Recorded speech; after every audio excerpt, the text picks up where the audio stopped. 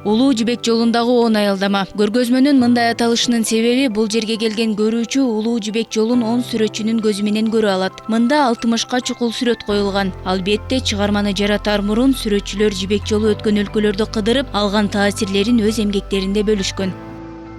Анан биз Лижан деген бир ушу провинцияга барып калдык. Барып калсак ушул экинде аялдар ушу илгеркидей кийинип эле ушундай көтөрүп жүрүшөт экен да, мага аябай кызыктырды. Анан мен тарттым, сурадым, кандайча ушу балдар ушундай көтөрүп, кандайча эмне үчүн ушундай десем, анан булардын өзү жанагы кызыл тети өзүнчө бул Кытайда кызыл бул жакшы бир символиканы көрсөтөт экен да.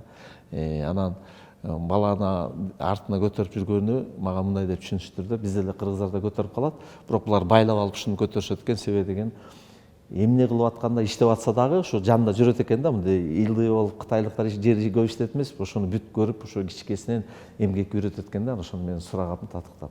Үстүндө эмне үчүн бул шапке сурасам, ушундай булардыкы биз жана кыргыздардын калпагы, элечек болсо ошондой бир национальный экен, ошо Лижандыкы.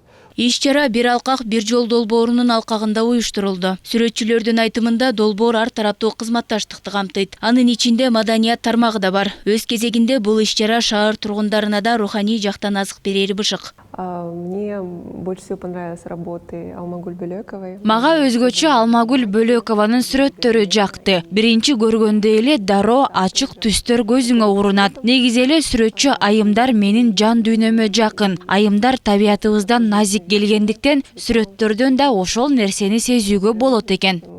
Сезонным явлением.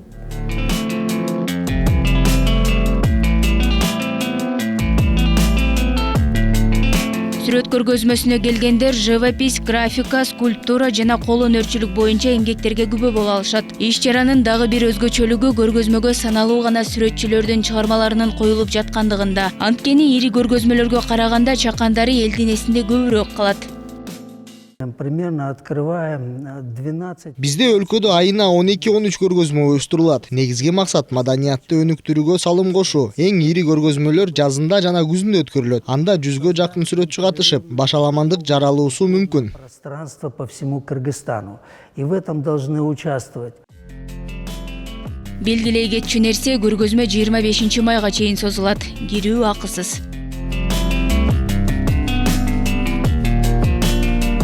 Жазгүл Маналиева, Алтынбек Саакиев, Нью ТВ.